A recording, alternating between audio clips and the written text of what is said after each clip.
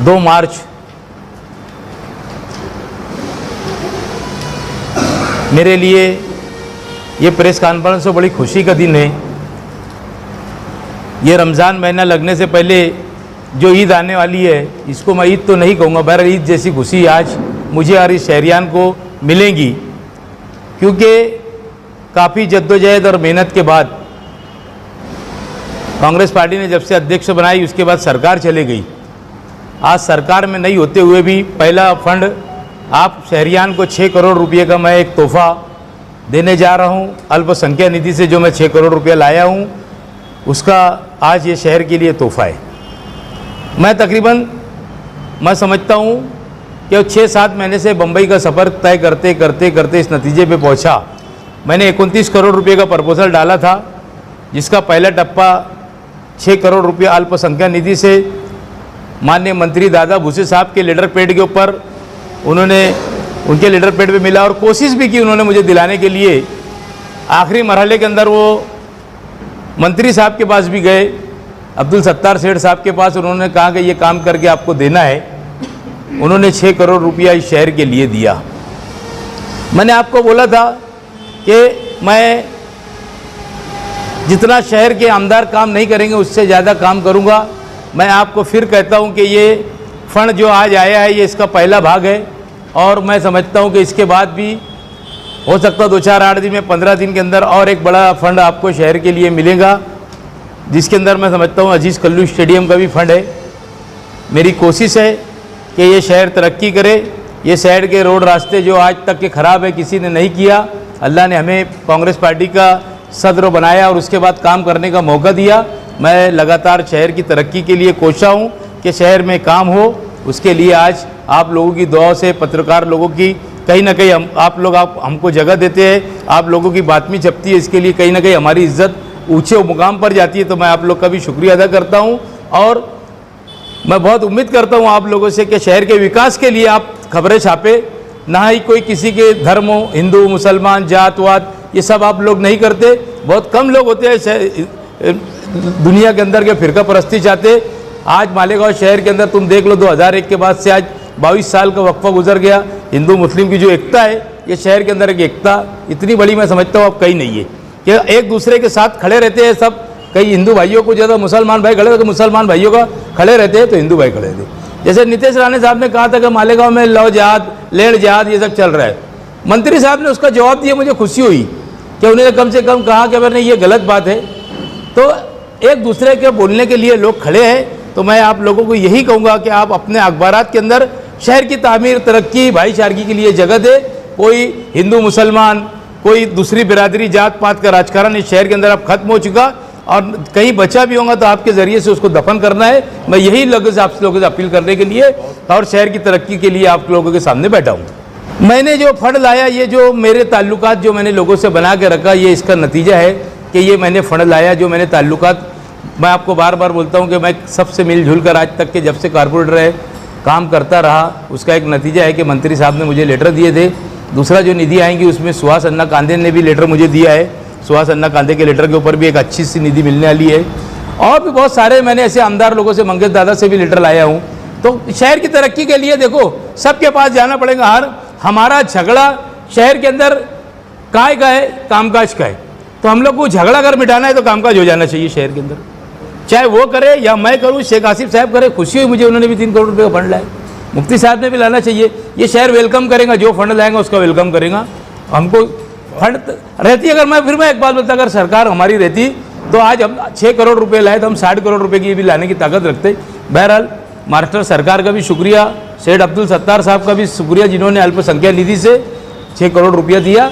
मैं दादा भूसे साहब का खुसूसी शुक्रिया इसीलिए अदा करता कि वो खुद गए थे मंत्री साहब के पास। मैं रेगुलर अभी 3 दिन मुंबई बैठा था। मुंबई में बैठने के बाद आखिरी मरहले में मैं उनको बोला, वो जाके बातचीत करके आए। मुझे बोले यार मैंने बोल दिया तेरा जीआर बन जाएगा, तुम लोग काम कर लो। तो सभी का शुक्रिया जिन्होंने काम करे। हमको पार्टीबाजी नहीं करने का, हमको शहर की तरक्की करना है। जब वक्त तो आएगा स्टेज लगाएंगे, किसके बारे में जो बोलना रहेगा, जो काम नहीं करेगा शहर में उसके खिलाफ हम बोलेंगे। क्या काम करने की अगर बात आएगी तो अगर मुझे ज़रूरत पड़ गई कि यार मुफ्ती इस्माइल से अगर ये बोलने से हो जाएगा तो मैं मुफ्ती इस्माइल पास भी जाऊंगा। शेख आसिफ साहब के बोलने के ऊपर अगर मुझे लगेगा कि यार शेख आसिफ साहब ये बोल देंगे तो ये मेरा काम हो जाएगा शहर की तरक्की के लिए, तो मैं उनके पास भी जाने के लिए मेरी तैयारी रहेंगी। मुझे किसी के रुकावट और भेदभाव के और राजकारण करना ज़रूरी है शहर के अंदर, बाकी विकास के अंदर आड़ा आना किसी के भी ये ज़रूरी नहीं है, आना चाहिए। नहीं, शहर के लेवल के बोल रहा हूँ मैं। आपस में एक सुनो ना, मैं क्या बोल रहा हूँ उसका जवाब हमने भी दिया था जहूर भाई, और देंगे जवाब। मालेगांव के अंदर जो आपस के अंदर जो बात होती है ना, एक दूसरे के ऊपर कीचड़ उछाला जाता, इसके लिए ये कोई आके बोलेगा तो ये तो सबकी जिम्मेदारी है। ये मेरा भाई शुक्ला बैठा है, इसकी इनकी भी जिम्मेदारी इसका जवाब देने की, आपकी भी जिम्मेदारी है, मेरी भी है। तो अभी उन्होंने दरगाह के बारे में जो हुआ, दरगाह निकाल दी गई, खत्म कर दी गई। कब निकाल दी गई? कल शाम में मेरे को चांदोड़ से कुछ लोगों ने फ़ोन किया था, मैंने नाना पटोले को फ़ोन करने की कोशिश की राब्ते में, वो नहीं, उनका फ़ोन नॉट रिचेबल होने की वजह से वो भी मेरे पास है। कुछ लोगों ने मुझे फ़ोटो भी डाला था, उसकी कॉपी भी डाला था वहाँ के डीवाईएसपी की, जिन्होंने से मुलाकात किए, तो वो सारी बात हुई। ये तो बात बराबर नहीं है कि अगर उनको करना ही था कि वहाँ के लोगों को इत्मीनान में लेना था, उन्होंने चांदोड़ के दरगाह, ठीक है रोड पे आती है, हर जगह कहीं रोड के ऊपर आई है, तो उन्होंने कुछ ना कुछ इसका पर्याय ढूंढा है। तो इसको बैठ के भी मसले का हल हो सकता है। इसको ज़रूरी नहीं है कि हिंदू मुसलमान और सिख ईसाई ऐसा सब लड़कर उसका मसले का हल नहीं है ना, सबको लेके बैठो।